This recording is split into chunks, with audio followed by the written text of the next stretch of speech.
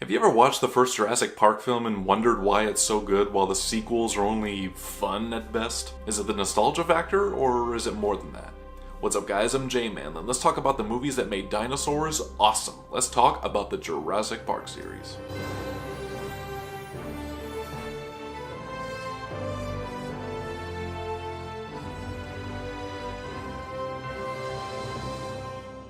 The first one came roaring into theaters in 1993 and became a massive success as well as the biggest hit of that year. After that, the next two sequels came out every 4 years and then eventually Jurassic World in 2015. And even today, many seem to think that they still don't even come close to the epicness and scale of the original. So why is that exactly? Many would jump to the reason that the first one in any franchise is usually the best because they had a clear understanding of what they were doing, while the sequels are only made from popular demand. But I actually think it goes a little deeper than that. So let's take a look right now and see why I think the first is still the best in the franchise.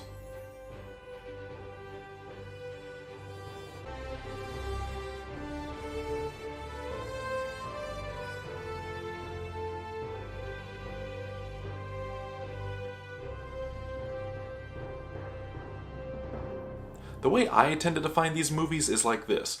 The first one was all about the drama and fear of seeing people die, whereas the sequels are mostly about the fun and excitement of seeing people die. You see, with the exception of one, maybe two, every character in the first one is someone we care about and are properly developed as characters, so when they get in danger, we actually fear for their lives. And heck, Nedry's character was technically the villain of the film, but you have to admit, even his death is kind of disturbing to watch.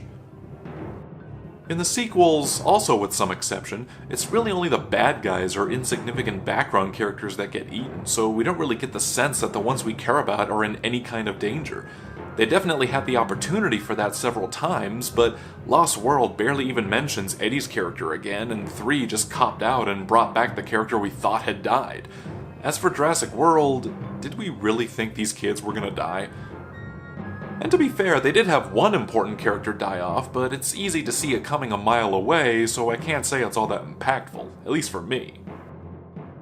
Speaking of characters...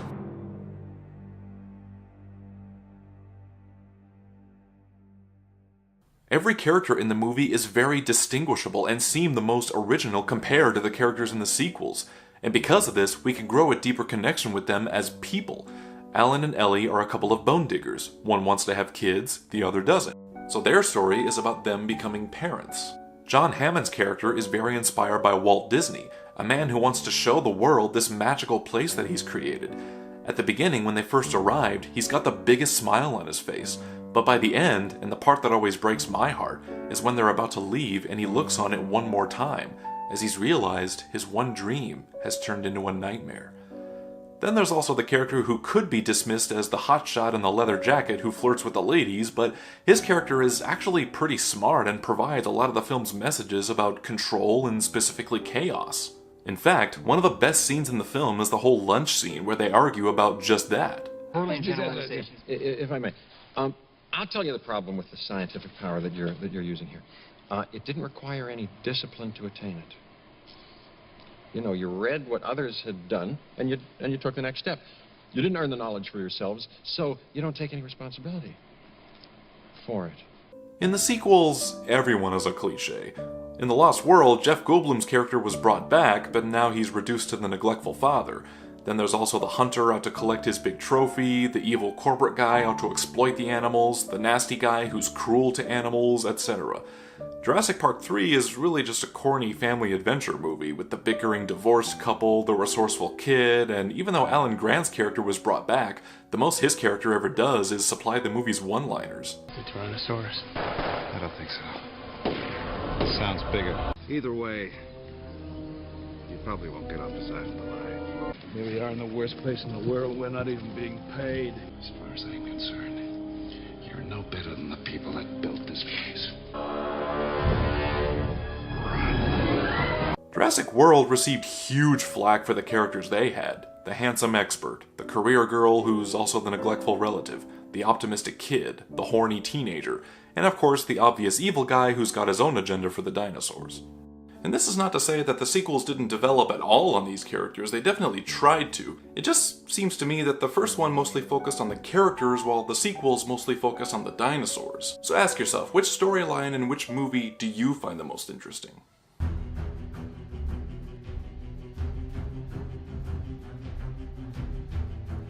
Tone-wise, I actually think this movie could be classified as a bit of a horror movie. Not just from the fact that it has a couple of good jump scares, which it definitely does, but just the element of fear and suspense that it has. The whole T-Rex attack scene with the kids goes from a real hold your breath kind of moment to a moment that I still think is kind of unsettling. And even though deep down we knew that nothing would happen to them, especially in a Spielberg film, just their performances alone is enough to make me fear for their lives. And not just that, but every time we hear that thumping noise of the Rex, there's a part of me that can't help but tremble a little because it's presented in such a quiet manner.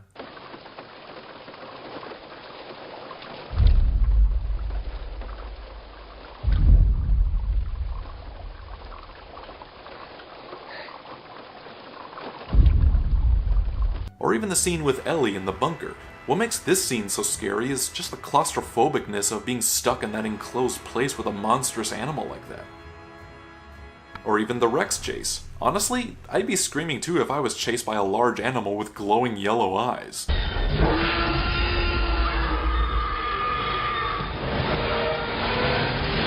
In the sequels, they try to bring back the element of fear, but with the exception of this scene in the Lost World, for the most part, it just comes off as superficial and honestly, kind of forced.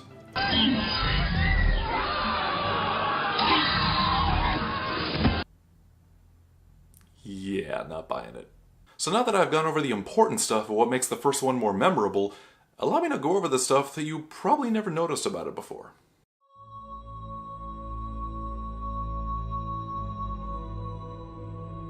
First off, Mike Hill already did a pretty good presentation on this subject, so I highly recommend you check that out. But in the meantime, allow me to paraphrase. The whole movie is an allegory for becoming a parent.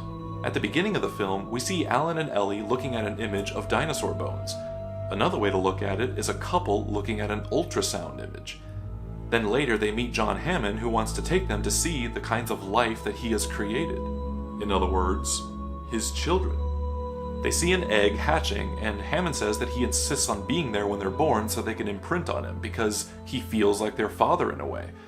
Later, during the T-Rex attack, Alan pulls Lex out of the crumbled car, and since she's all muddied up, this could actually represent pulling a newborn out of the womb. Or in this case, the egg.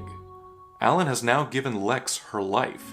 Later, Ellie shows up to find them, but sees only their footprints in the ground, which directly mirrors a scene later where they find the hatched eggs and the footprints. When Tim gets electrocuted, Alan does CPR and gives him his life. So you could now say that he has birthed both Lex and Tim and has grown a deeper connection with them as well as becoming a parent.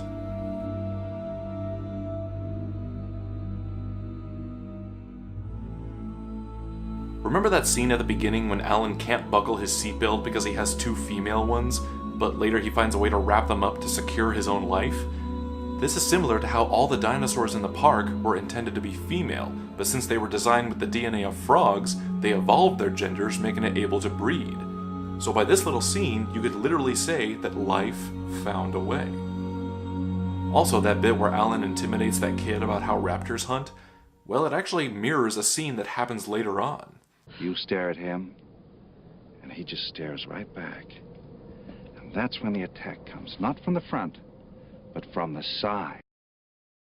During the presentation and tour of the place, Alan, Ellie, and Malcolm can easily break out of the restraints, which might suggest the dinosaurs breaking free of their own restraints later on. Then later, a storm is heading straight for the island, and they think it'll just go away, but instead it heads straight for them, which might suggest the negligence of Hammond's character in general and his assumption that he has control over any situation.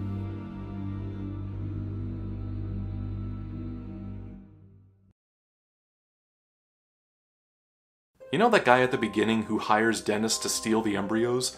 His name in the movie is Louis Dodgson, which is actually a play on author Charles Dodgson, otherwise known as Lewis Carroll, who wrote Alice in Wonderland.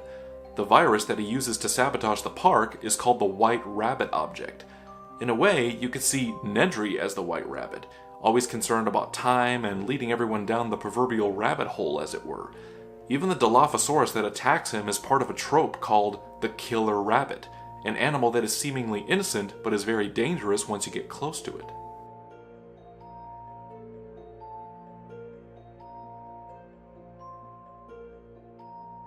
John Hammond is always seen wearing white clothes, and since he sees the dinos as his own creation of life, he kind of represents the god figure in this case. Meanwhile, Malcolm always wears black and is opposed to the idea of the park and trying to control nature, so he kind of represents the devil character. Aside from that, what about that snake that trails by that raptor as it watches Muldoon get attacked? Well, this might actually be a biblical reference to the serpent at the very beginning. The serpent said unto the woman, Ye shall not surely die, for God doth know that in the day ye eat thereof, then your eyes shall be open, and ye shall be as gods, knowing good and evil. And when the woman saw that the tree was good for food, and that it was pleasant to the eyes, and a tree to be desired to make one wise, she took of the fruit thereof, and did eat. The tree that they refer to is actually the tree of knowledge. So that snake could actually represent the serpent that fooled everyone into thinking that by having this kind of knowledge of being able to create this kind of life, they in themselves would become rulers of nature, but instead, they forever doomed themselves. This could also be further bolstered by the shot of the raptor with the light projected onto it. You can actually see the letters GATC, which represent the 4 components of DNA. So you could literally say that they are now being hunted by a creation of man and not nature.